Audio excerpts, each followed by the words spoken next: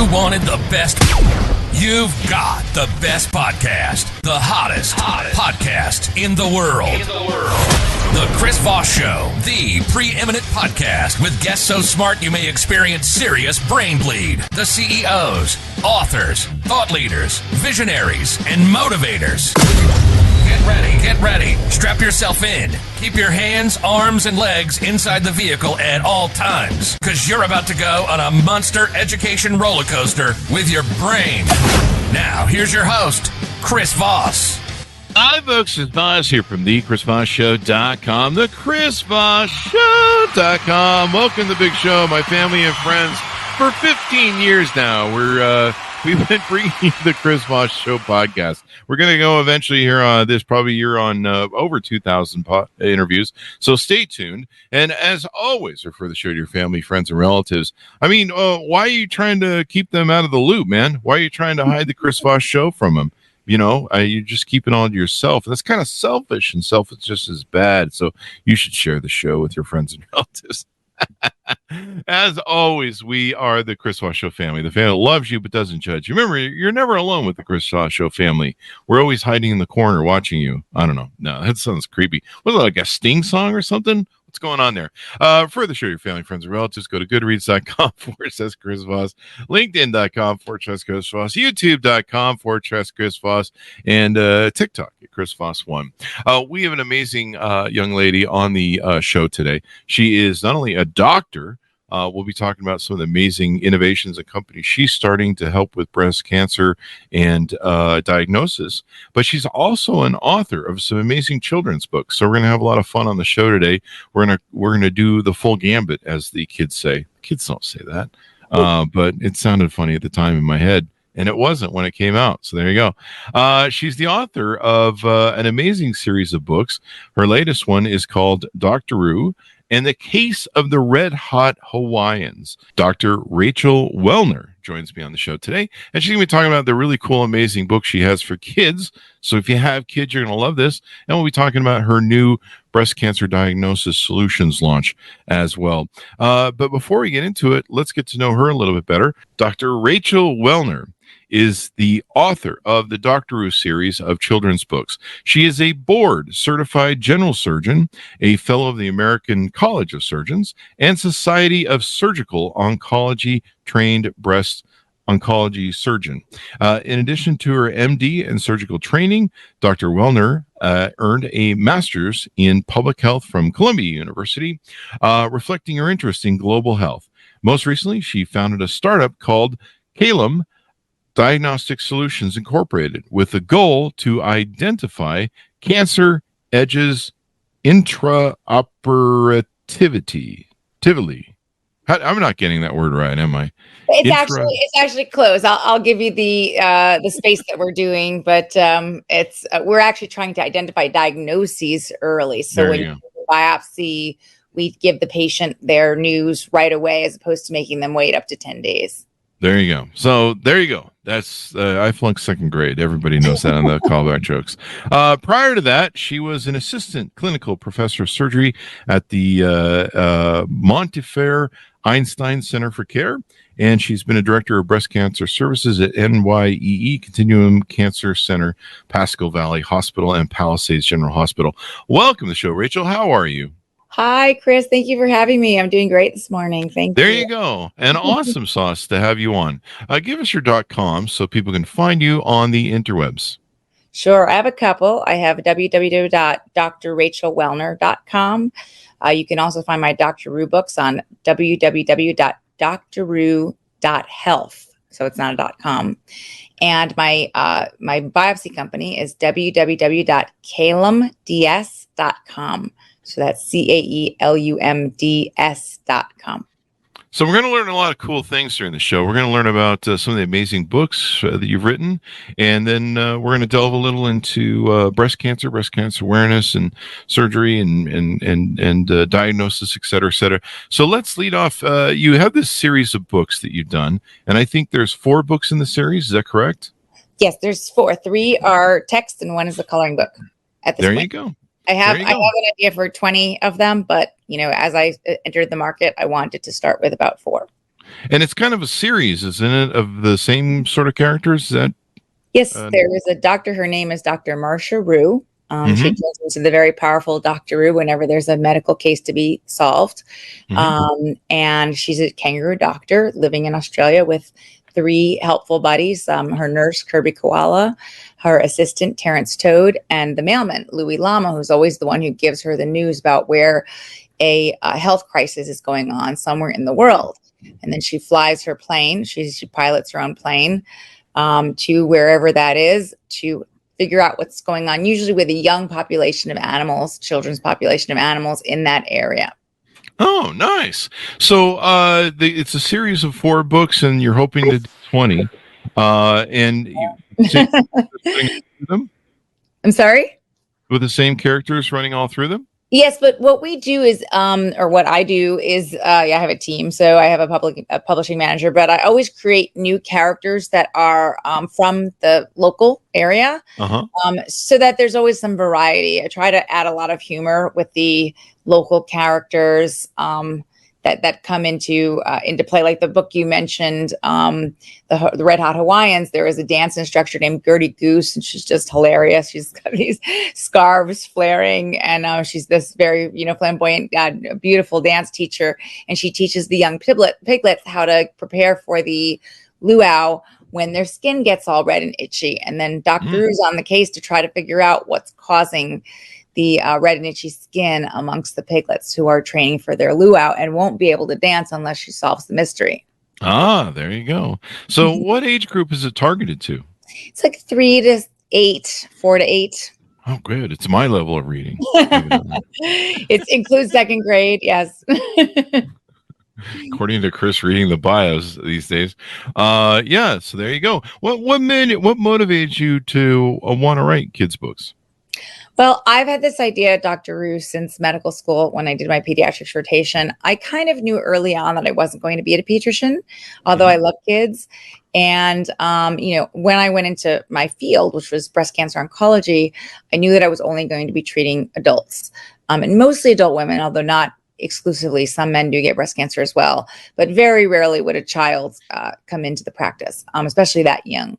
So I wanted to give back in my own way to children. And I always had this sort of idea to create a differential diagnosis for the kids, which actually turns out to be a mystery. Rule out this cause, rule out that cause, rule out this cause. So sending them on a sort of little detective mission to figure out what isn't causing the problem until they land on what is causing the problem. So that follows how we do medicine, how we practice medicine. And I wanted to take that knowledge and skills base and apply it to the youngest young, because that's when health starts. That's when we develop good habits versus bad habits. And it really does, set the blueprint for the rest of your life and your health. So I thought it was quite important to target young people. Those were my various motivations for writing this series. There you go. And then we probably need some more inspirations for kids to become doctors maybe as well. The way I looked at it is that this book is an inspiration for young kids to become doctors, scientists, technologists, artists. There's just, I really wanted to turn kids on to STEM. So the science, technologies, engineering and math, although M is also medicine. So I wanted to turn kids on to that. But the artistry is so beautiful, and I can't take credit for that. I have a wonderful artist from the Ukraine who did all the illustrations. And I thought any kid who wants to, become creative and turn on their art side and their painting side, illustrative side, that would also motivate them.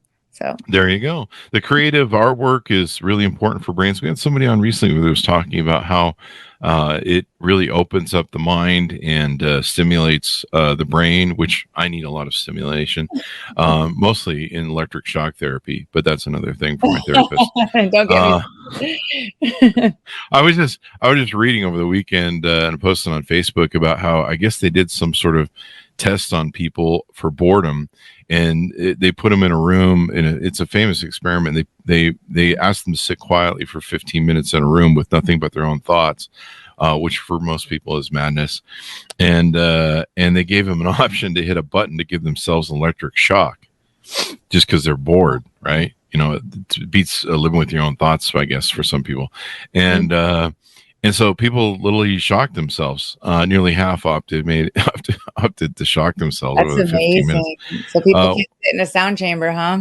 Yeah, some people, they live in your own head. So I guess that's where that joke comes from. But I thought it was interesting. But yeah, we do need more. My understanding is especially with COVID, a lot of doctors have left the field. We already have a lot of different issues with the baby boomers and late Gen Xers leaving the employment market.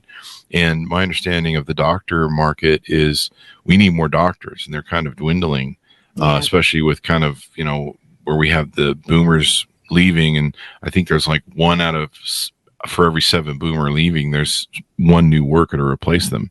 So there's definitely a glut coming from what we've heard from doctors. There's sadly a lot of career dissatisfaction in it, even though it's such a wonderful field. It's so fulfilling, and so, it's gives you so much purpose to take care of patients. But there's a lot of overworking, there's a lot of stress, there's a lot of burnout. So, there does need to be some changes in the way the field is run in order to attract what you want, which is the best and the brightest, to be taking care of your health. You don't want any less than that, because this is, your most important possession that you have, which is your body and your health. So you really do want, very, very capable people taking care of your health.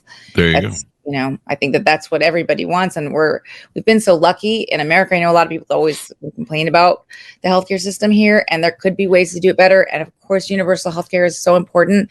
But we really do it very well here. We don't turn people away. We take people right away.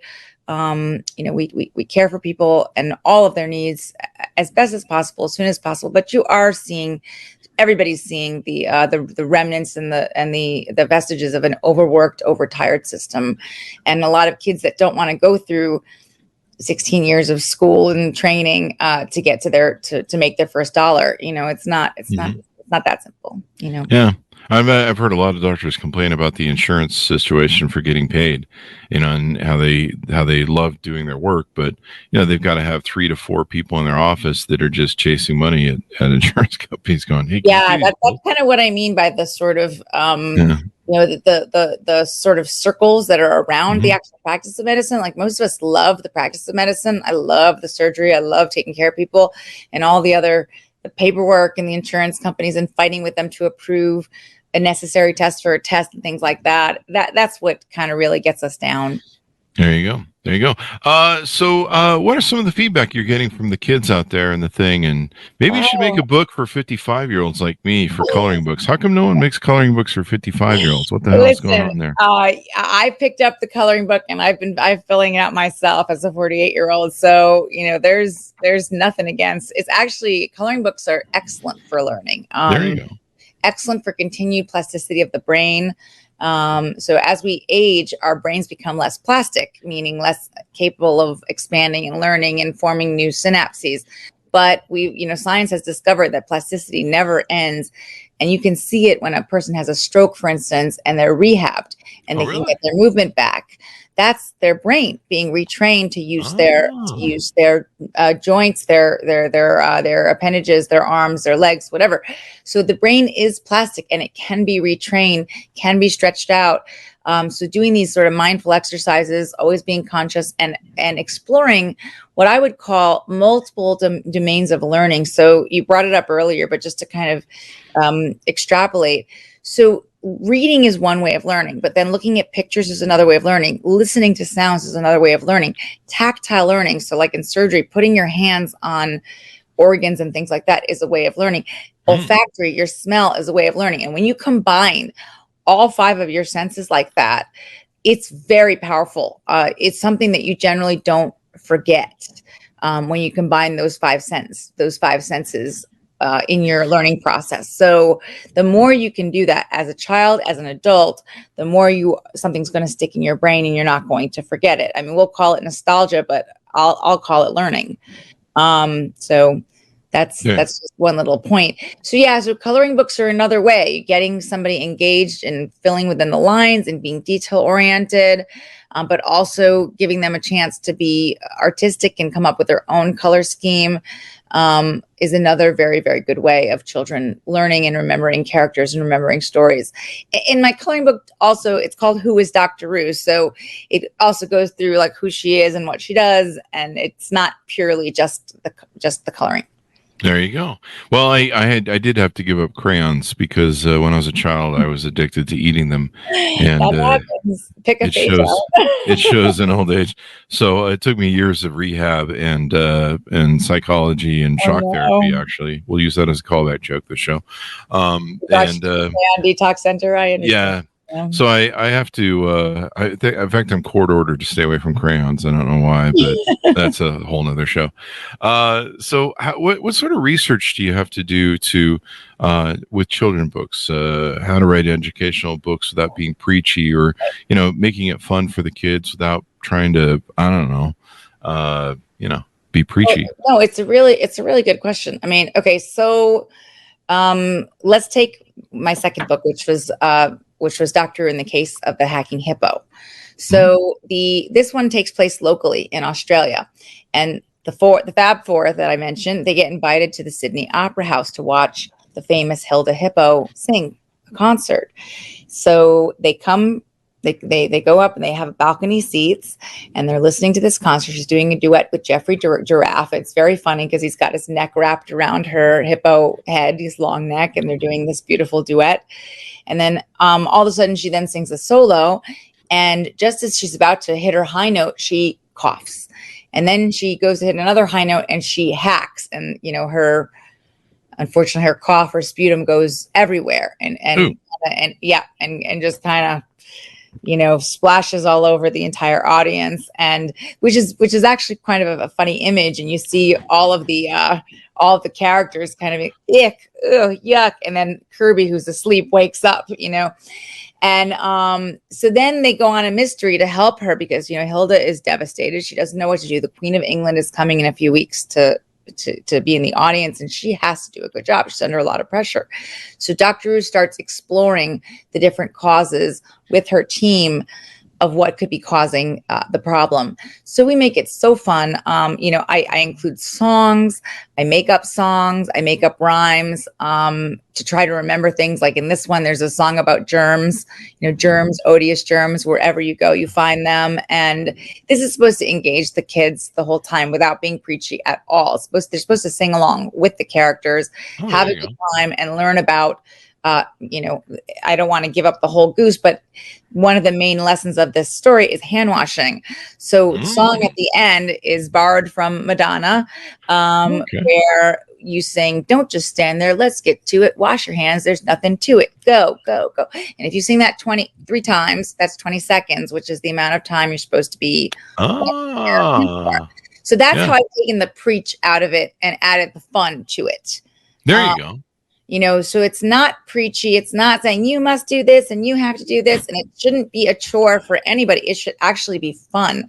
And some of the other tips that people have asked me, I've said, well, if kids don't want to wash their hands, use the perfume scent that they like.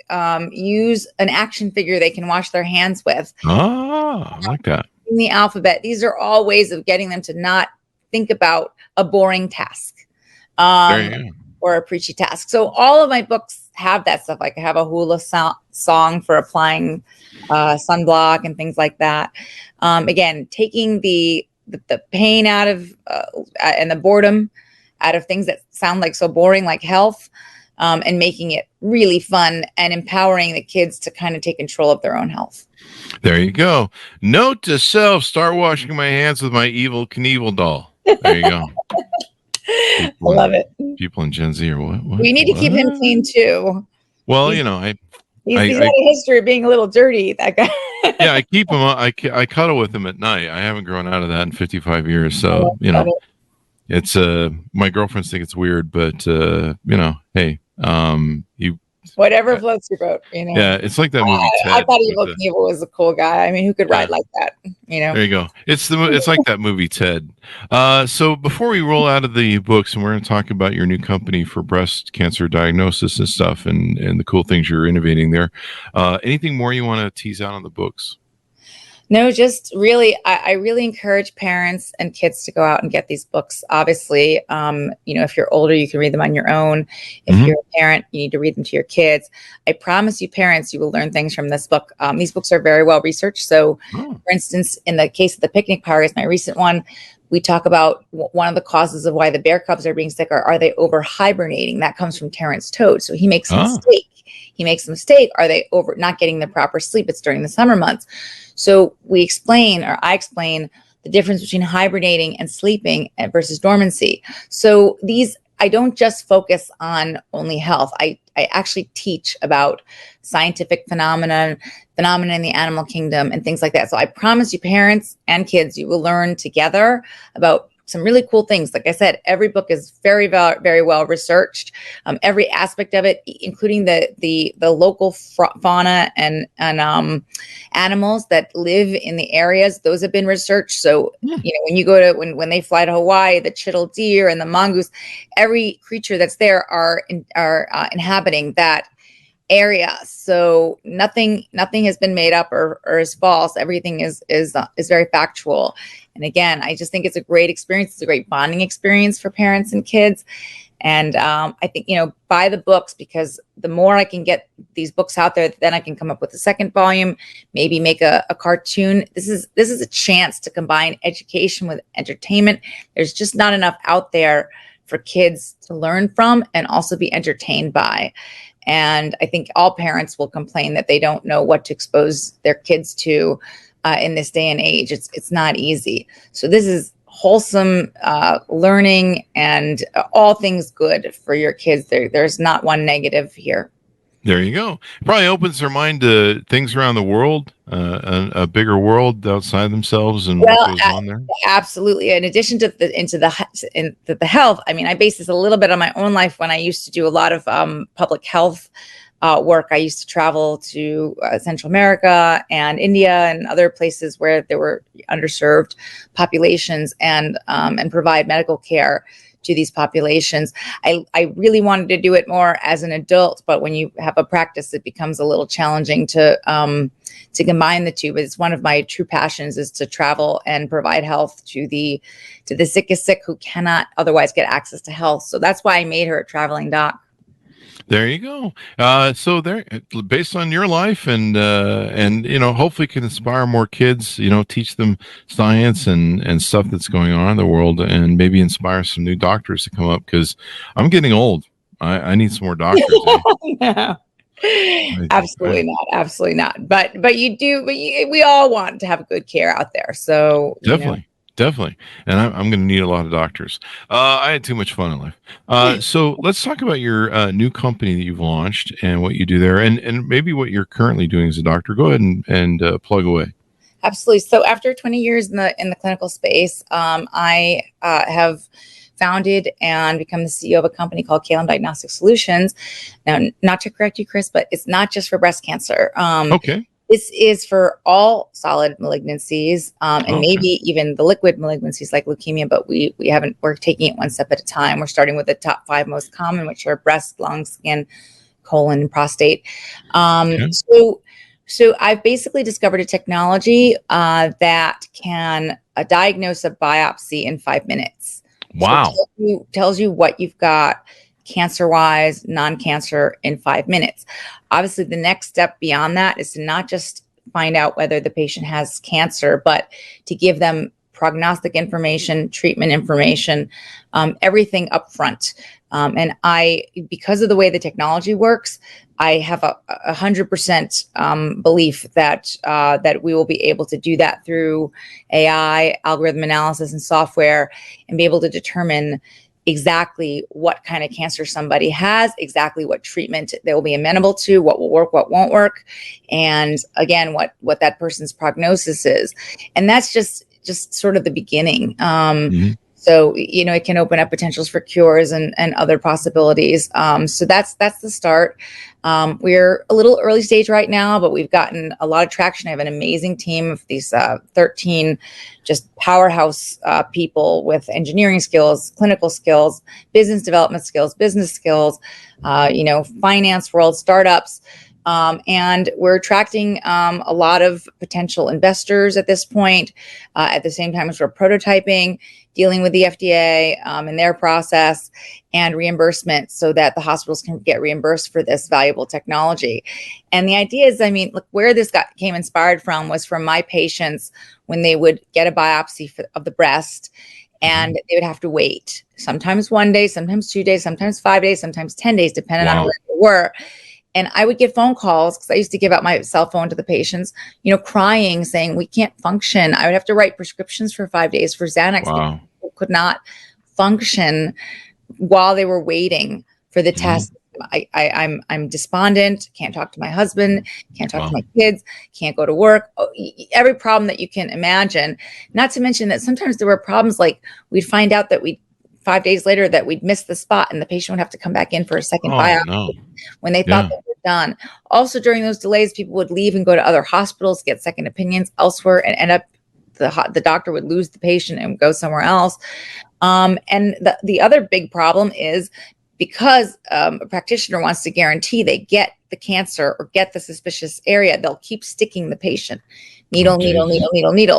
Not the biggest deal in breast, although talk to a breast cancer biopsy patient and they'll tell you otherwise. They do not want to get biopsied 12 times. Yeah. But if you're a lung cancer patient and you have needle after needle after needle, that needle can actually collapse your lung or give you chest pain. 68% of patients undergoing a lung biopsy through the chest wall are hospitalized within 30 days for either a pneumothorax, which is a collapsed lung, chest pain, or shortness of breath. That's way too high. Those expenses are astronomical. So we're talking about saving the hospital a lot of money, saving the patient tremendous aggravation. No patient wants to get a chest tube placed or possibly die because they lost their lung or bled to death from a liver biopsy or something like that. So the idea is to reduce the number of needle sticks because we'll give them immediate feedback. We'll tell them right away at each biopsy. We'll tell them if it's cancer or not, so they can stop taking extra needle sticks and be able to give that patient the answer right away so that they don't have to go home and wait incessantly to find out what they've got. There you go. So, that was what drove me into doing this. And then I found all these other wonderful advantages to this technology. There you go. Yeah, I can see how that's really important. I've had my friends post on Facebook, I just went in for a biopsy and we've got to wait X number of days and I'm on pins and needles and I'm really kind of freaking out. One of my first companies, it was a big company, was a courier delivery service. And we delivered for a company called ARUP, or was it ARUP? Yeah, but ARUP here in Utah. And they did medical testing on blood, biopsies. Basically all the hospitals would send their stuff to them for testing. And I remember there were times where biopsies would get lost and then they would expire because they weren't, or sometimes they weren't cooled right, or sometimes there wasn't enough. But there was all sorts of testing we would see. Sometimes we would go to a clinic or a hospital and pick something up and they would spill it on the table. And you're like, wow. Holy crap. Somebody's got to come back in for that. And yeah, we would hear all sorts of nightmare stories over the years of different things. And coming back in for a breast biopsy or any sort of biopsy to have it done again, just because somebody fumbled the football, just what a nightmare. Yeah, that does. It's rare that pathology gets mixed up or lost, but it does happen. And so, it's rare that like a sample will get mislabeled with the wrong patient or it just gets lost completely while it's being sent out or sent around the hospital, but it does happen. So this is definitely a way to, and we're not obviating pathology. We're still going to send the specimen for confirmation with the pathologist, but the idea is that we'll make life a lot easier for those pathologists. Like, for instance, right now, like I said, they're digging through 12 biopsies looking for the needle in the haystack. We're going to be able to tell them, okay, here's where we found the cancer in vial 1, specimen 2. They can go right to that, get their answers, triage their specimens, and then go on to the next case and be able to do maybe 3, 4, 5, 6 more cases during that day. So treating several more patients, making more money for the hospital and their department.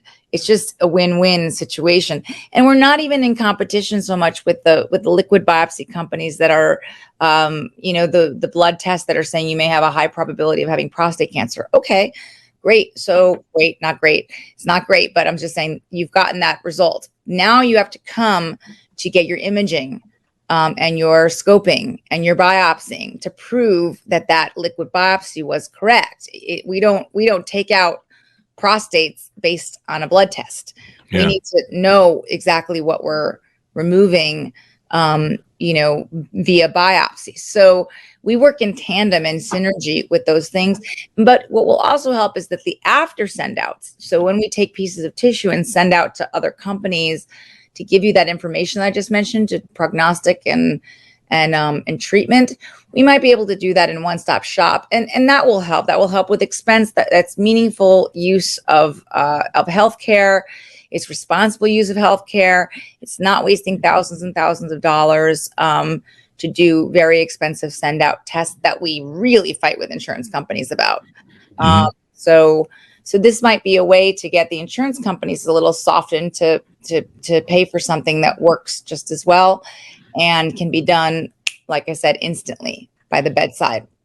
There you go. Plus, I mean, if you do have cancer, you want to get on it right away and get active. Right. We want to be able to book those patients. I mean, that was the other advantage is as soon as you've got that diagnosis and you have some basic information, you can at least start some sort of treatment or treatment plan. You may not be able to get the definitive treatment plan right off from the get-go, but you can begin that treatment plan and put that patient into the system so that they're not waiting. It usually, I mean, in my case, in the breast cancer world, I would say 2 weeks to a month usually before we would get that patient either on the table or for chemotherapy to shrink their tumors, depending on what they needed. I mean, it's just the nature of the system to find out all the information, whether the other breast is containing tumor, whether they need to see a plastic surgeon for a reconstruction or something else, and then finding the operating room time.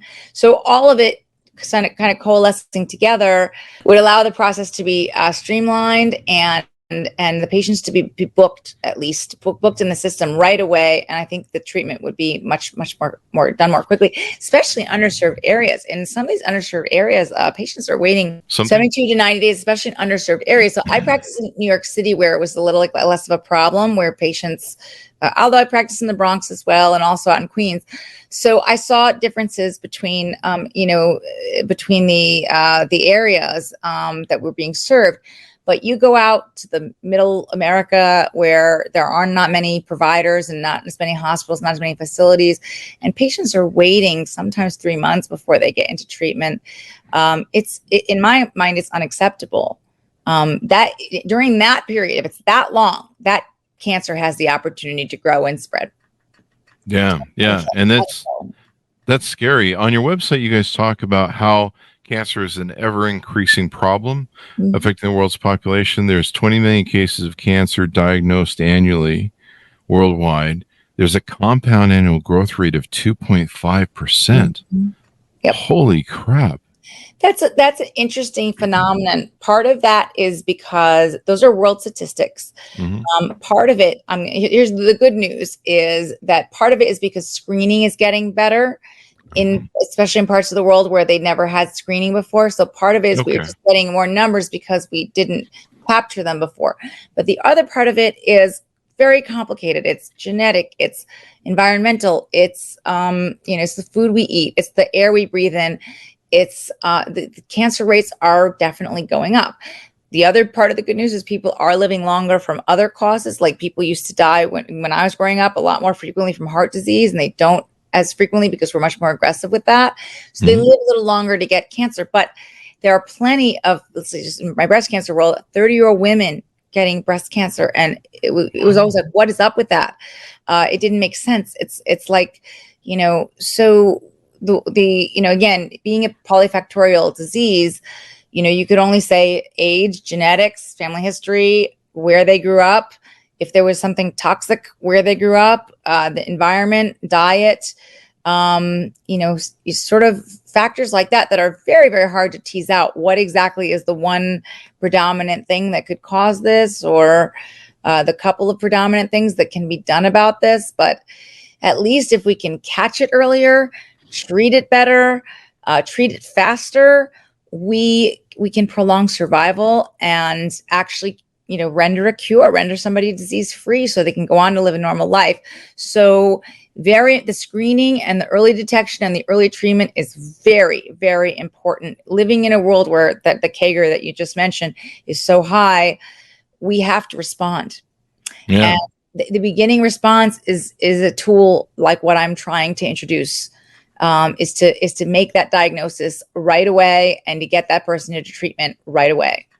Most definitely. It helps lower lost revenue, elevated costs of care delivery, increased risk of injuring patient, or at least addresses those. That's what I mentioned with the needle sticks, for instance. If you can get the important shot on the first needle stick as opposed to on the 12th, you really reduce that patient's chance of injury.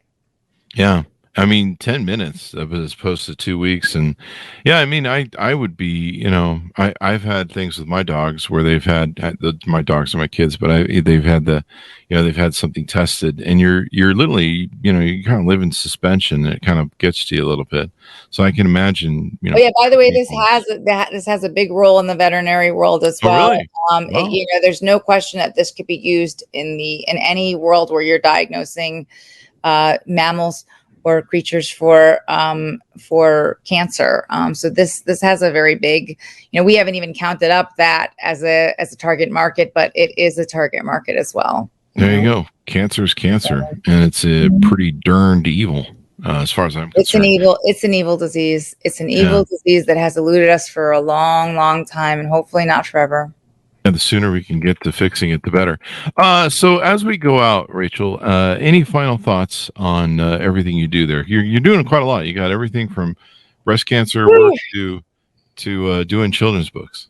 Yeah, I'm busy, and believe it or not, I would like to get clinically involved again after I've raised the money and done all the clinical testing, and we've built our minimal viable products and started testing extensively, and then start creating revenue by actually selling the device. Actually, what's really nice is that we've got it on a subscription model. So we're looking to sell it for, say, like $20,000 per year. And that way the hospitals, the medical centers can say, well, look how much revenue we brought in because of this machine. And they can decide if they want to buy it a year later. Like a lot of these companies come in with a $300,000, $500,000 massive capital expense, one-time expense, but hospital purchasing departments just say it's too much. And we don't know, we're taking a risk. We don't know if it's going to bring us money in. I mean, look, you've got to think about the money side of these things too. Yeah. I know your show talks about thought leaders and CEOs and everything else. So obviously there's a very big human component to what I'm doing, but there's also a very big financial component to what I'm doing as well. And so when you're trying to make a case for making this type of a sale and for getting investments and things, you have to know there's a target customer on the other end. And having a subscription model, a yearly fee like that, that's so much lower than what most device companies will consider selling you their devices for. It's like music to the ears for the hospitals, and purchasing departments don't even necessarily need to get involved at such a low cost. So that's what we're working on. My team is to make sure that we can keep it at a low cost, keep it affordable, make it an annual cost so that they can recoup all their money and make money off of the machine, so that it becomes an expense that they're happy to pay for, and patients are overjoyed with the results that they're getting. And that's what my company's about. That's what I like to stand for, which is value and integrity. And that's hopefully that will be experienced by everybody who gets to appreciate and experience the Calum system. There you go. So give us your read Doctoroo, because you'll love Doctoroo. And read Doctoroo. There's the fun. The nice thing is how when you go into the doctor's office, they have the books or magazines there. You can just put your books out there, and there you go. That's one of my plans, is to get books and put it out there for pediatricians and things. So you got something to read while you're waiting for that 10 minutes of the thing. Yeah. And then you learn something in the process for sure. There you go. And just a PSA, if anybody has eating crayons addictions, get help. So I know. Okay, I don't treat that. So I do a lot of things, but I don't treat that. But I can at least point you in the right direction. I think I might have had a condition called pica, but that's just my. There you go. If you have a crayon addiction, you can dial 1-800 knock it the hell off. There you go.